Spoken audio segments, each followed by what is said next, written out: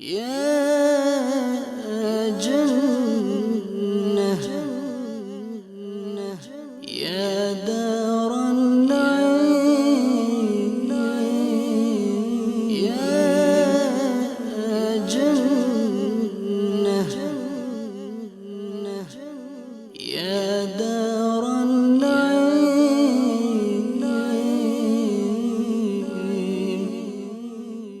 الحمد للہ رب العالمین والصلاة والسلام علی سید المرسلین اما بعد فاعوذ باللہ من الشیطان الرجیم بسم اللہ الرحمن الرحیم الصلاة والسلام علیک یا رسول اللہ وعلی آلک واصحابک یا حبیب اللہ الصلاة والسلام علیک یا نبی اللہ وعلی آلک واصحابک یا نور اللہ۔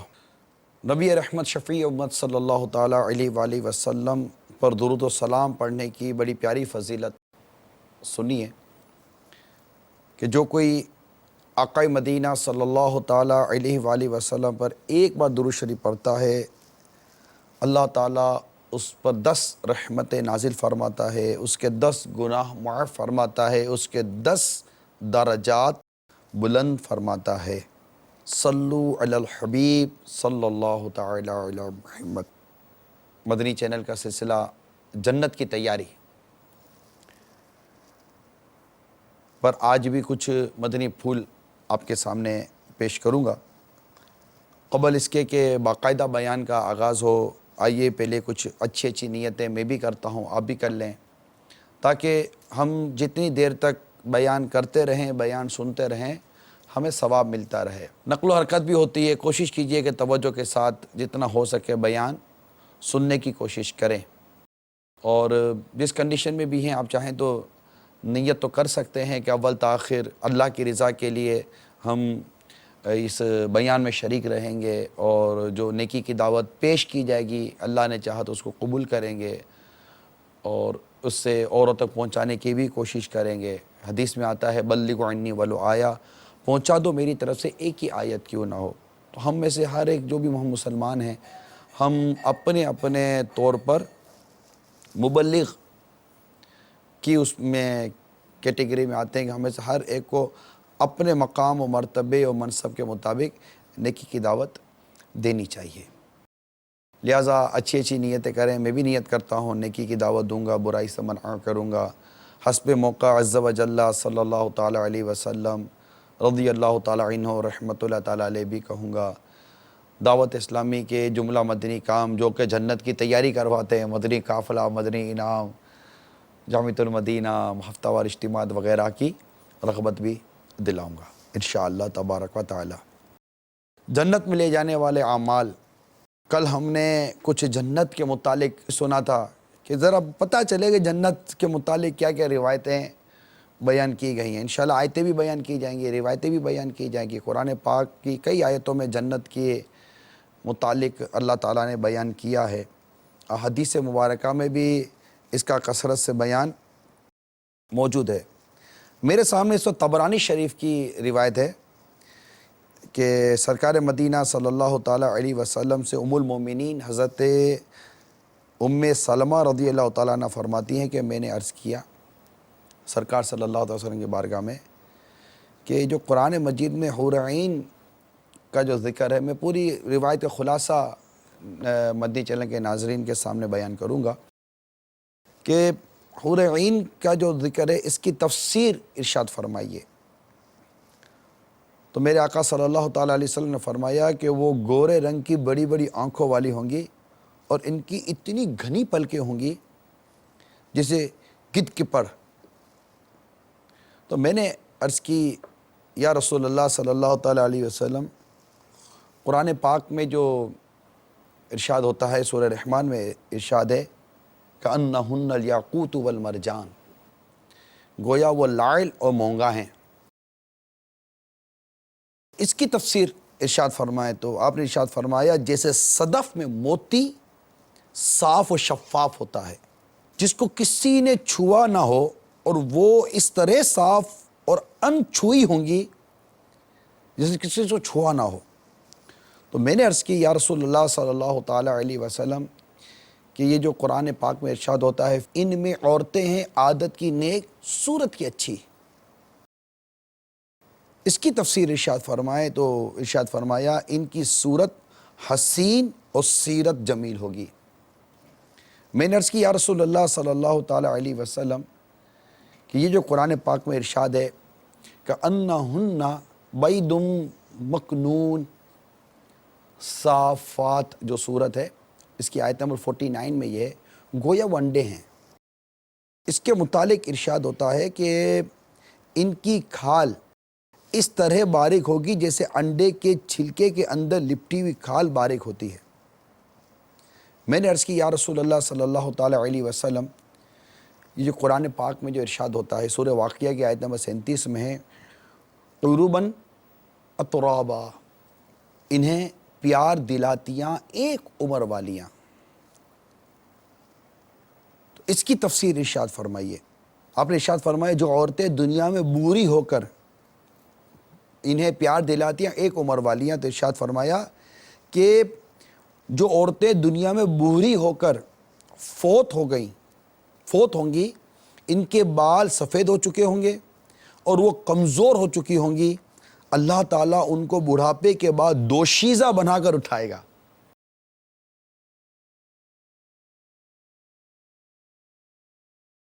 اور اپنے شوہروں سے محبت کرنے والی ہوں گی اور سب ایک عمر کی ہوں گی۔ میں نے عرض کی یا رسول اللہ صلی اللہ تعالیٰ علیہ وسلم آیا دنیا کی عورتیں افضل ہوں گی یا حور عین افضل ہوں گی؟ تو میرے آقا صلی اللہ تعالیٰ علیہ وسلم فرمایا دنیا کی عورتیں حور عین سے اس طرح افضل ہوں گی جس طرح ظاہر باطن سے افضل ہوتا ہے۔ میں نے عرض کی یا رسول اللہ صلی اللہ تعالیٰ علیہ وسلم اس کی وجہ ارشاد فرمائے اس کی فضیلت کا سبب ان کے روزے اور ان کی نمازیں ہیں۔ اللہ تعالیٰ ان کے چہروں میں نور پیدا کر دے گا، ان کا جسم ریشم کی طرح ہوگا، رنگ گورا ہوگا، کپڑے سبز ہوں گے، سنہرے زیورات ہوں گے، ان کی انگوٹھی موتی کی ہوگی اور ان کی کنگھیاں سونے کی ہوں گی۔ وہ کہیں گی سنو ہم دائمی ہیں، کبھی نہیں مریں گی، سنو ہم ہمیشہ نعمت میں ہیں، کبھی مغموم نہیں ہوں گی، ہم قیام کرنے والیاں ہیں، کبھی سفر نہیں کریں گی، ہم خوش ہونے والیاں ہیں، کبھی ناراض نہیں ہوں گی، اس کو مبارک ہو جس کے لیے ہم ہیں اور وہ ہمارے لیے ہے۔ میں نے عرض کیا ہماری بعض عورتیں دنیا میں تو خاوندوں سے مختلف نکاح کرتے تھے، طلاق ہو جاتی ہے یا بیوہ ہو جاتی ہیں تو مختلف خاوندوں سے نکاح کیا جاتا ہے، مطلب عدت گزارنے کے بعد مسائل الگ ہیں اس کے، تو نکاح کرتی ہیں، بعض 3 سے اور بعض 4 سے نکاح کرتی ہیں، مطلب طلاق ہو جاتی ہے، بیوہ ہو جاتی ہیں، پھر عدت وغیرہ کا جو مسائل ہے گزارنے کے بعد کسی اور سے نکاح کا معاملہ رہتا ہے، تو وہ عورت جنت میں کس خاوند کے نکاح میں ہوگی؟ تو میرے آقا صلی اللہ تعالی وسلم نے ارشاد فرمایا ام سلمہ اس عورت کو اختیار دیا جائے گا، ہائے ہائے ہائے ہائے، اس عورت کو اختیار دیا جائے گا کہ جس خاوند کا اخلاق دنیا میں سب سے اچھا ہوگا وہ اس کو اختیار کرے گی، وہ کہے گی اے میرے رب میرے اس خاوند کا اخلاق سب سے اچھا تھا، میرا اس کے ساتھ نکاح کر دے۔ اے ام سلمہ دنیا اور آخرت کی خیر اچھے اخلاق کے ساتھ وابستہ ہے۔ تو یہ بڑی ایک پیاری روایت میرے سامنے آئی جس کو آپ کے سامنے میں نے بیان کر دیا کہ کس طرح یہ جنت کی نعمتیں ہیں، اور سورہ رحمان میں جیسے اس کا ذکر میں نے ابھی آپ کو سنایا، سورہ صافات جو سورہ یاسین کے بعد سورت ہے اس کی آیت نمبر 49 سے میں نے آپ کو اس کا ذکر سنایا، سورہ واقعہ میں آیت نمبر 37 میں اس کا کچھ ذکر آیا، اور جیسے خزائن عرفان میں آیا کہ وہ جو آیت ہے نا گویا وہ لاعل اور مونگا ہیں، تو اس کی بڑی پیاری یہاں پر خزائن عرفان میں وضاحت آئی ہے، تفسیر ہے کہ صفائی اور خوش رنگی میں، کہ حدیث میں ہے جنتی حوروں کے صفائے ابدان کا یہ عالم ہے کہ ان کی پنڈلی کا مغز اس طرح نظر آتا ہے جس طرح آبگینہ کی سراخی میں شراب سرخ۔ کتنی پیاری مثال ہے۔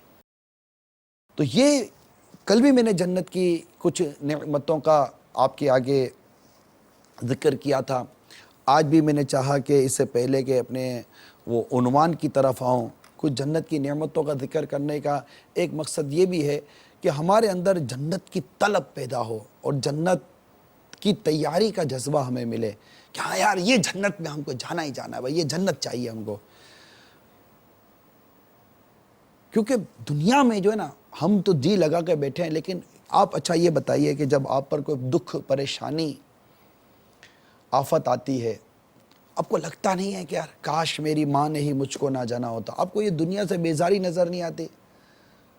معاذ اللہ سما معاذ اللہ بعض اوقات خودکشی کا خیال بعضوں کو آ جاتا ہے. خودکشی حرام ہے، یہ خیال بھی اللہ کرے ہمارے ذہن میں کبھی بھی نہ آئے. لیکن میں ایک بات کرتا ہوں کہ اسی دنیا کے لیے بندہ جیتا ہے اور اسی دنیا میں ایسے دکھ پالتا ہے کہ یہاں مطلب کہ وہ مرنے کی تمنائیں کرتا ہے.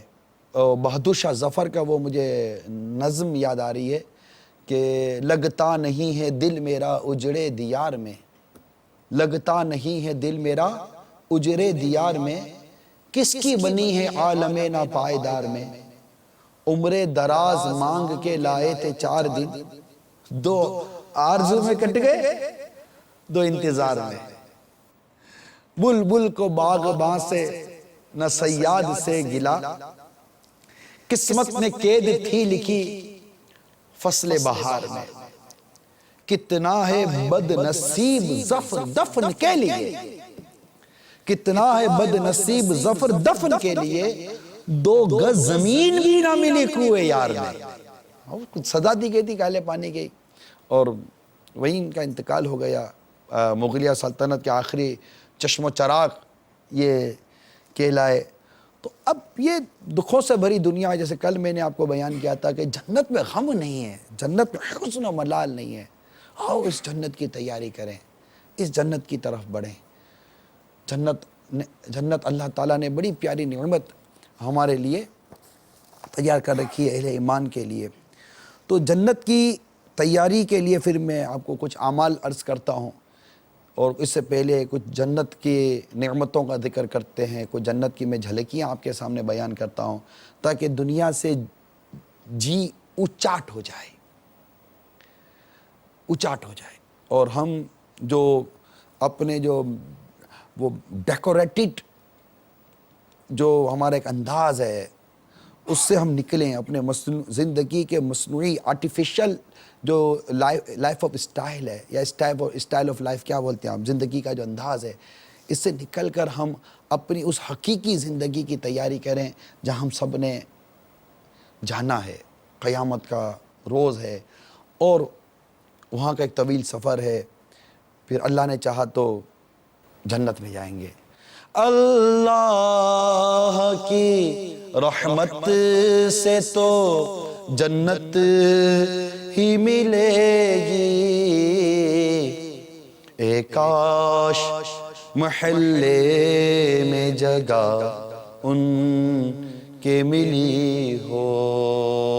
اور یوں جنت میں جائیں گے، خلد میں ہوگا ہمارا داخلہ اس شان سے، یا رسول اللہ کا نعرہ لگاتے جائیں گے. آپ بھی کہہ لو نا، یا رسول اللہ کا نعرہ لگاتے جائیں گے. ہم تو یا رسول اللہ کا نعرہ لگاتے جائیں گے انشاءاللہ عز و جل. آئیے آپ کو جنت کی تیاری کی طرف لے چلتے ہیں اور ایک بڑی پیاری روایت آپ کے سامنے بیان کرنے جا رہا ہوں. حضرت سیدنا عبادہ بن صامت رضی اللہ تعالیٰ عنہ سے روایت ہے کہ سلطان بحر و بر مدینہ کے تاجور صلی اللہ تعالیٰ علیہ وآلہ وسلم کا فرمان ہے، میرے لیے 6 چیزوں کے ضامن ہو جاؤ، 6 چیزوں کے ضامن ہو جاؤ، میں تمہارے لیے جنت کا ذمہ دار ہوتا ہوں. مدینہ مالک جنت ہے، تم میرے لیے 6 چیزوں کے ضامن ہو جاؤ، میں تمہارے لیے جنت کا ذمہ دار ہوتا ہوں. نمبر 1، جب بات کرو سچ بولو. नंबर 2, जो वादा करो उसे पूरा करो। नंबर 3, जब तुम्हारे पास अमानत रखी जाए उसे अदा करो। नंबर 4, अपनी शर्मगाह की हिफाजत करो। नंबर 5, अपनी निगाहें नीची रखो। और नंबर 6, अपने हाथों को रोको, यानी हाथ से किसी को ईज़ा ना पहुंचाओ, तकलीफ ना पहुंचाओ। मुस्नद इमाम अहमद की ये रिवायत है, जिल्द 8 सफ़ा नंबर 412, हदीस नंबर 22,821, जो अभी आपके सामने मैंने बयान की। और इस रिवायत को अमीर सुन्नत ने अपनी किताब गीबत की तबाहकारियाँ पेज नंबर 272 पर भी नकल किया है। अब ये 6 आदतें जो हैं कि इनके खिलाफ ना करो तो मैं तुम्हारे लिए जन्नती होने का ज़ामिन होता हूँ। तुम ज़रूर जन्नती होगे, बल्कि वहाँ का आला दर्जा पाओगे। मीरातुल मनाजी में मुफ्ती साहब ने इसको लिखा। और हज़रत अल्लामा अब्दुर रऊफ़ मनावी रहमतुल्लाह ताला अलैह लिखते हैं, फैज़ुल क़दीर के हवाले से नकल है कि यानी जब बोलो तो सच बोलो, कि अपनी गुफ्तगू में झूठ ना बोलो, मगर ये कि झूठ से कोई ऐसा मकसद हासिल हो सकता हो जो सच बोलने से हासिल ना हो, जैसे किसी की जान बचाना। तो सच बोलने पर हमें ताकीद की गई है कि जब भी बोलें सच बोलें। झूठ से अल्लाह ताला हम सबको महफूज फरमाए। ज़ाहिर अब एक एक की पूरी तफसीलात हैं। मैं कोशिश ये करूँगा कि इस एक रिवायत को आज के इस बयान में हम किसी हद तक समझने में कामयाब हो जाएं। अच्छा, अब सच बोलना है, ये भी नियत करें कि हम सच बोलेंगे। पहली बात ही ये है कि जब भी बात करो सच बोलो। ये जो मदनी मुन्ने भी जो बैठे हुए हैं आपके साथ, जो भी मदनी मुन्ने इस वक्त हमें मदनी चैनल पर सुन रहे हैं, आपकी उम्र चाहे 7 साल की है, 8 साल की है, 10 साल की है, 15 साल की है, 14 साल की है, आप भी सच बोलने की आदत पैदा करें। घर में माँ बाप के साथ सच बोलें। अगर आप किसी तालीम हासिल करने के लिए कहीं जाते हैं, उस्ताद साहब के पास जाते हैं, सच बोलें, झूठ ना बोलें। हमारे गौसे पाक रहमतुल्लाह ताला अलैह जब बगदाद के लिए सफ़र आपने किया इल्म दीन सीखने के लिए, और रास्ते में जब डाकुओं ने आपको घेर लिया और जब आपसे पूछा कि ए बच्चे तेरे पास क्या है, तो आपने बता दिया कि मेरी माँ ने मेरी गुदरी में इतने रकम सी कर दी है। तो आपकी इस सच्चाई को देखकर वो डाकू तौबा कर गए, तौबा किया और वो डाका इन्होंने छोड़ दिया। सच में बड़ी ताकत है। इसी तरह शोहर को चाहिए कि अपने घर में सच बोले, बीवी को चाहिए कि अपने घर में सच बोले, माँ बाप बच्चों के साथ सच बोलें। बाद औक़ात हम अपने बच्चों को खुद ही झूठ सिखा देते हैं। कैसे एग्ज़ाम्पल देता हूँ। फ़ोन की घंटी बजी, आप बैठे हुए हैं जुस के सिवे, बेटा बोल दो अबू सो गए। अबू सो गए? सोता आदमी बोलता कब है? सोता आदमी बोलता कब है? आप बोलो बेटा अबू सो गए। जी अबू सो गए, खत्म। ये किसने सिखाया बच्चे को? घंटी बजी, अम्मी ने कहा बेटा बोल देना अम्मी घर पर नहीं है। अम्मी घर पर नहीं है तो अम्मी कहां से बोल रही है फिर? अम्मी घर पर ही तो है। अब ये बच्चे को झूठ बोलने की तरबियत कहां से मिली? इस पर ये मैंने 1-2 मिसालें आपको पेश की हैं। अपने घर का माहौल जब हम सच्चा बनाएंगे तो इंशाअल्लाह ताला सब सच्चा सच्चा हो जाएगा, और सच्चाई की बरकत अल्लाह ने चाहा तो हमें नसीब हो जाएंगी। इसी तरह जब वादा करो तो उसे पूरा करो। वादा वफा करना ये बहुत ज़रूरी है। एक तो मैं आपको वादे की एक थोड़ी सी वजाहत कर दूं। वादा हमारे यहाँ अमूमन बाज़ मामला में कहते हैं यार इसने वादा तोड़ दिया, वादा तोड़ दिया, वादा तोड़ दिया। वादा देखे किसे कहते हैं?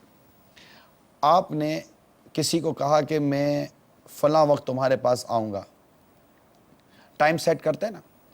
अच्छा, आपने उसको बोला कि मैं फ़लाँ वक्त तुम्हारे पास आ रहा हूँ। अब आपने इसको बोला कि मैं फ़लाँ वक्त तुम्हारे पास आ रहा हूँ, और आप कंफर्म हैं कि आपने उसके पास जाना ही जाना है। जब आपको उसके पास जाना ही जाना है तो आपने कह दिया कि मैंने जाना ही जाना। अब आप बिसात को घर पर आए, कोई अल्लाह ना करे परेशानी हो गई, कोई मजबूरी हो गई, कोई दुश्वारी हो गई, कोई ऐसी तकलीफ़ आपको पेश आ गई, और نہیں جا سکے. تو اب چونکہ آپ نہیں پہنچے تو وہ بولے گا کہ اس نے وعدہ خلافی کی. تو اب وہ وعدہ خلافی نہیں ہے. دیکھیں وعدہ خلافی کب ہوتی کہ اس شخص نے آنا ہی نہیں تھا, جس کو ہم لوگ ہماری آپس کی وہ جس کو ہم عام لینگویج میں کہتے ہیں وہ گولی دے گیا یار, گولی دے دیتا ہے یار, بول بچن دے دیتا ہے. یہ بول بچن اور گولی والی بات تو نہیں ہے نا. یعنی کہ اگر وہ اس نے آنا ہی نہیں تھا آپ کے پاس اور اس نے ایسے ہی کہہ دیا ہوتا کہ یار جان چھڑانی ہوتی ہے نا یار, میں آ جاؤں گا یار, تم جاؤ میں آ جاؤں گا. اب کو پتا ہے کہ میں نے آنا نہیں ہے. اب اگر جو یہ بول رہا ہے نا یہ وعدہ خلافی ہے. اگر ایک شخص کنفرم ہے کہ میں نے جانا ہی جانا ہے, اب کسی مجبوری کی وجہ سے وہ نہیں جا پاتا, کوئی بھی سبب ہو گیا, نہیں آ رہا, ذہن بدل گیا, یا ہو سکتا ہے وہاں پہنچے گانے بج رہے ہیں, اللہ کی نافرمانی ہو رہی ہے اور وہ وہاں سے لوٹ آیا, تو ایسا شخص وعدہ خلاف نہیں ہوتا. اس کو وعدہ توڑنے والا نہیں کہتے.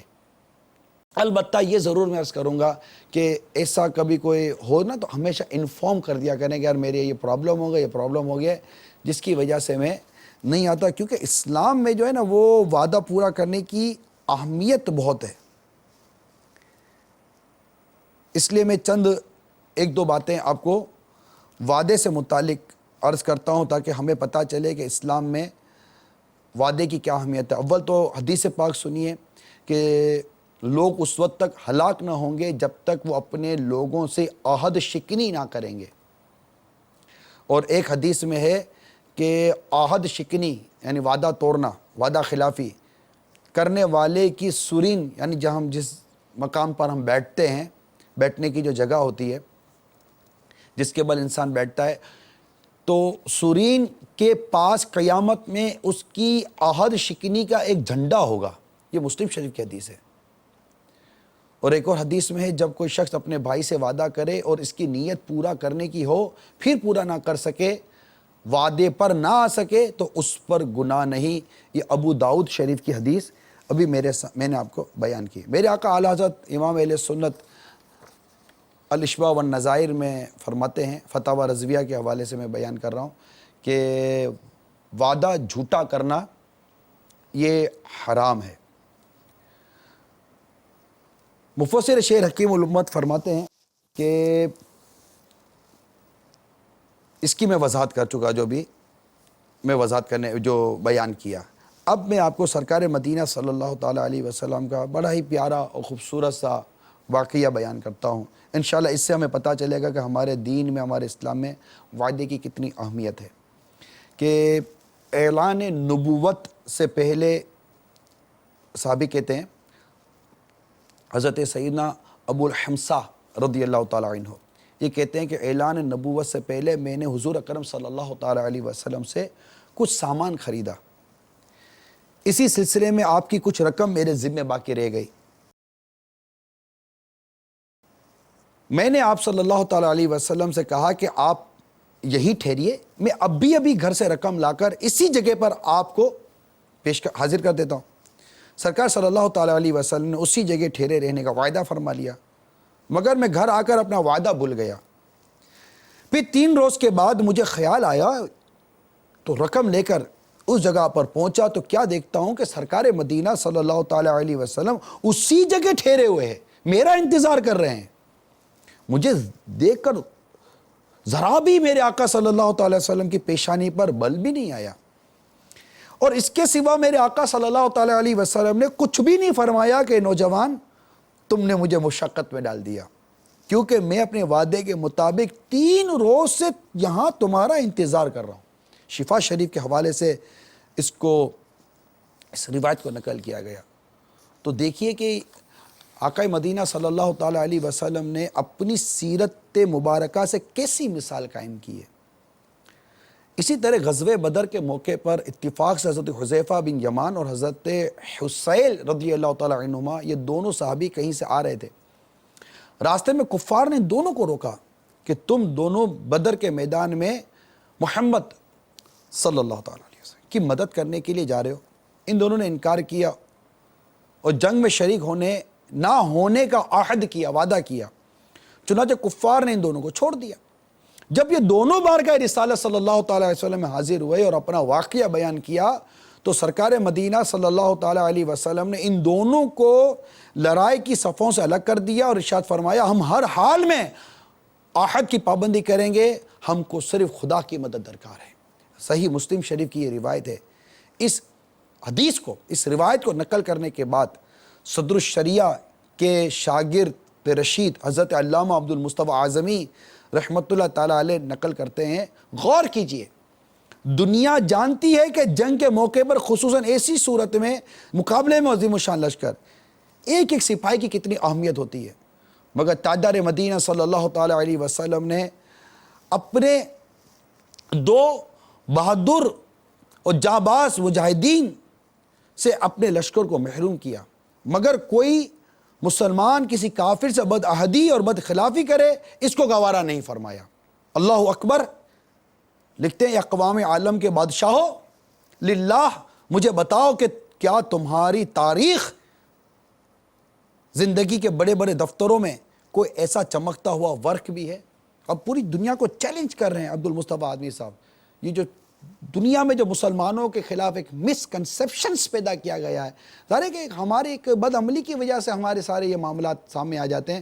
اسلام کی اصل تصویر یہ دکھائی جا رہی ہے کہ دھوکہ دینا تو کافر کو بھی جائز نہیں ہے، غیر مسلم کو بھی دھوکے دینے کی اجازت نہیں ہے۔ تو لکھتے ہیں کہ مجھے بتاؤ کہ کیا تمہاری تاریخ زندگی کے بڑے بڑے دفتروں میں کوئی ایسا چمکتا ہوا صفحہ بھی ہے؟ اے چاند و سورج کی دوربین نگاہو، تم بتاؤ کیا تمہاری آنکھوں نے بھی کبھی صفحہ ہستی پر پابندی عہد کی کوئی ایسی مثال دیکھی ہے؟ مجھے یقین ہے کہ تم اس کے جواب میں نہیں کے سوا کچھ بھی نہیں کہہ سکتے۔ وعدہ، عہد پورا کرنا، زبان کی پاسداری، جس کا کہتے ہیں کمنٹمنٹ ڈس کمنٹمنٹ، اسپیشلی جو بزنس کمیونٹی ہے۔ اگر آپ چینل پر ہمارے ساتھ اگر بزنس کمیونٹی کے کچھ لوگ ہوں تو آپ غور کیجئے، یہ بزنس کمیونٹی غور کرے، ہمارے بعض سیکٹرز کے اندر جو بزنس کرائسس ہیں اور ایک انٹرنیشنل مارکیٹ کے اندر جو ہماری ایکسپورٹ وغیرہ کی جو پوزیشن اور جو اکنامکلی اور معاشی پوزیشن جو ہماری ڈسٹرب ہوئی ہے، ڈاؤن فال کا شکار ہے، اس کے اگر اسباب پر آپ غور کریں تو اس کے اسباب میں آپ کو بہت بڑا ایک ریزن یہ بدعہدی اور مس کمنٹمنٹ ملے گا۔ ہم کہتے کیا ہیں، دیتے کیا ہیں۔ اب ڈیفینیٹلی جب کوئی چیز کسی بائر کو ملے گی تو وہ بائر جب اس کو ریسیو کرے گا تو وہ دیکھے گا یہ تو کمنٹمنٹ سے ہٹ کر انہوں نے بیان کیا ہے۔ جو وعدہ پورا نہیں کریں گے، ہم اپنا عہد پورا نہیں کریں گے، ہم امانت مکمل اور صحیح طور پر ادا نہیں کریں گے تو ہمارا بنے گا کیا؟ ہماری معیشت کا اسی طرح پھر حساب کتاب بنے گا۔ تو بزنس ہو، مارکیٹ ہو، آپ دکاندار ہیں، وعدہ پورا کریں، جو کمنٹمنٹ کیا اس کو پورا کرنے کی کوشش کریں۔ وعدے کی تعریف میں نے بیان کر دی ہے نا کہ بھائی وعدے کی تعریف یہ ہے کہ آپ نے کس ٹائم پر آپ نے جو بات کی ہے کہ میں یہ دوں گا وہ ہے۔ لیکن دوسری بات جو میں کہہ رہا، جو وعدے کے ساتھ ساتھ ایک اور بات جو میں نے پلس کی ہے وہ بددیانت تھی، اور خیانت کو بھی میں نے پلس کیا کہ امانت ادا کرنا بھی اس حدیث میں شامل ہے، اور ہم امانت کی ادائیگی میں بھی کوتاہی کرتے ہیں۔ اچھا، دھوکہ بھی دیتے ہیں، کہتے کیا ہیں، دیتے کیا ہیں۔ ڈیٹ میں ہم لوگ مطلب کہ جان بوجھ کر، ہمیں پتہ ہے کہ اس ڈیٹ کو ہم مال نہیں دے سکتے، اس ڈیٹ کو ہم تیار کر کے نہیں دے سکتے۔ اب عید کے دن ہے، کئی لوگوں نے کئی چیزیں تیار کرنے کے لیے دکانداروں کو دی ہوئی ہوں گی، اور آپ بزنس کے لیے کہ یار گاہک نہ نکل جائے، کسٹمر میرے ہاتھ سے نہ نکل جائے، آپ نے آرڈر پکڑا ہو کیونکہ آپ نے پیچھے سے اتنا سارا انویسٹمنٹ لے لیا ہے، اتنے لوگوں کے پیسے لگا دیے ہیں، اب آپ کو بزنس بھی اتنا بڑا چاہیے۔ آپ جانتے بھی ہیں کہ الیکٹرسٹی کا پرابلم آتا ہے، اچھا اور بھی حالات خراب ہو سکتے ہیں، کچھ بھی ہو سکتا ہے، تو یہ بھی پلس کرے، یہ بھی پلس کرے، یہ بھی پلس کرے۔ جہاں آپ اپنی ویسٹیج کو پلس کرتے ہیں، اپنے دیگر ایکسپنسز کو، اوور ہیڈ کو پلس کرتے ہیں، تب جا کر آپ کسی کوسٹ کو نکالتے ہیں، پھر اس میں بھی 2-4% پلس کر کے پھر آپ کہتے ہیں جناب یہ چیز اتنے کی پڑے گی۔ آپ اتنے سارے فیکٹرز کو جمع کرنے کے بعد اپنی کوسٹ کیلکولیٹ کرتے ہیں، تو اسی طرح جب ڈیلیوری ڈیٹ آتی ہے تو اس وقت آپ یہ ساری چیزوں کو کیلکولیٹ کیوں نہیں کرتے کہ یار الیکٹرسٹی بھی جائے گی 2-4 گھنٹے کی تو یہ ہوگا, جنریٹر کام کرے گا نہیں کرے گا, حالات صحیح ہوں گے نہیں ہوں گے, رمضان المبارک ہے اس میں پراپر لیبر بھی کام کر سکے گی نہیں کر سکے گی, اور پوری ٹائمنگ ڈیفرنس ہو جاتا ہے. اب آپ پلس کر کے دیں تاکہ ہماری زبان پوری ہو. یقین مانیے آپ کو شروع میں لگے گا کہ ہمارا گاہک ٹوٹ رہا ہے, لیکن جس دن یہ مشہور ہو گیا کہ یہ شخص جھوٹ نہیں بولتا, یہ وعدہ خلافی نہیں کرتا, اپنے کمنٹمنٹ پر قائم ہے, تو انشاءاللہ تبارک تعالیٰ آپ کا بزنس اچھا ہوگا, آپ کے گھر میں برکت ہوگی, اور انشاءاللہ تعالیٰ ہمیں اس طرح ثواب بھی ملے گا اور ہم جنت کی تیاری کرنے میں بھی کامیاب ہو جائیں گے. آخر میں پھر روایت سن لیجئے کہ سرکار مدینہ صلی اللہ تعالیٰ علیہ وسلم نے ارشاد فرمایا کہ 6 چیزوں کے ضامن ہو جاؤ, میں تمہارے لیے جنت کا ذمہ دار ہوتا ہوں. جب بات کرو سچ بولو, جب وعدہ کرو پورا کرو, جب تمہارے پاس امانت رکھی جائے اسے ادا کرو, اپنی شرم گاہوں کی حفاظت کرو, اپنی نگاہوں کو نیچی رکھو, اپنے ہاتھوں کو روکو. میں پوری حدیث کی وضاحت نہیں کر سکا, اللہ نے چاہا تو کل انشاءاللہ تعالی مزید اس کو لے کر آگے بڑھیں گے اور اس کے ساتھ مزید مدنی پھول لے کر آئیں گے. اللہ تعالی ہمیں عمل کا جذبہ نصیب کرے, آمین بجاہ النبی الامین صلی اللہ تعالی علیہ وسلم. صلو علی الحبیب صلی اللہ تعالی علیہ وسلم. يا جنة يا دار